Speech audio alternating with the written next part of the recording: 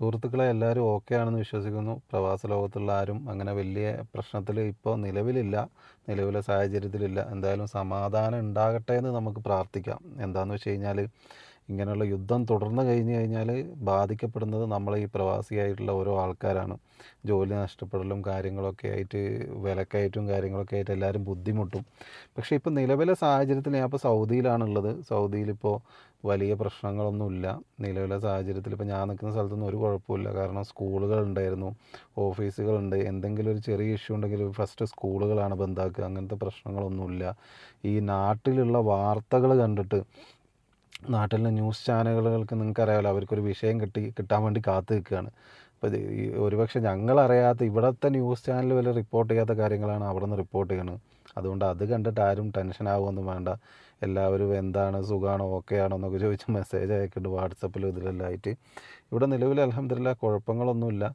പക്ഷേ യുദ്ധങ്ങളൊന്നിനും ഒരു പരിഹാരമല്ല. എപ്പോഴും സാധാരണക്കാരാണ് ബാധിക്കപ്പെടുന്നത്. പിന്നെ മരണപ്പെട്ടവരെ പേരിൽ നമ്മൾ നാട്ടിൽ കുറേ ആൾക്കാർ നാട്ടിൽ ഫേസ്ബുക്ക് പോസ്റ്റ് ഇട്ടിട്ട് അവരെ ഷഹീദാക്കുക, അല്ലെങ്കിൽ ഇവരെ അതിൻ്റെ താഴെ കുറേ ആൾക്കാർ കമൻ്റ് അടിക്കുക, എന്നിട്ട് അതൊരു ഇതാക്കുക. ഇങ്ങനെയുള്ള കാര്യങ്ങൾ നമ്മൾ അതിലൊന്നും ഏർപ്പെടാതിരിക്കുക. കാരണം ആരും അത്ര നല്ലവരൊന്നുമല്ല. എല്ലാവരും കാരണം പല ആൾക്കാരും മരണപ്പെട്ടിട്ടുണ്ട്.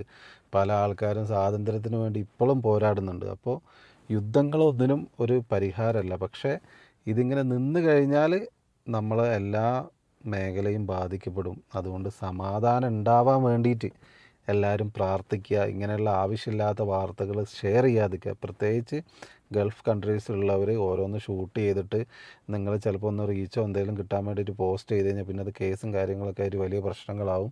അപ്പോൾ പരമാവധി ഇരിക്കുന്ന സ്ഥലത്ത് ഇരിക്കുക. വീട്ടിലേക്കെല്ലാം വിളിച്ച്, അല്ലെങ്കിൽ നാട്ടിലുള്ളവരൊക്കെ അവരെ വിളിച്ച് കാര്യങ്ങൾ അന്വേഷിക്കുക. അല്ലാതെ നിങ്ങൾ ന്യൂസ് ചാനലിൽ കണ്ടിട്ട് ടെൻഷൻ ആവണ്ട. ആരാണോ കുടുംബക്കാരോ റിലേറ്റീവ്സോ പുറത്തുള്ളവർ അവരെ വിളിച്ച് കാര്യങ്ങൾ അന്വേഷിക്കുക.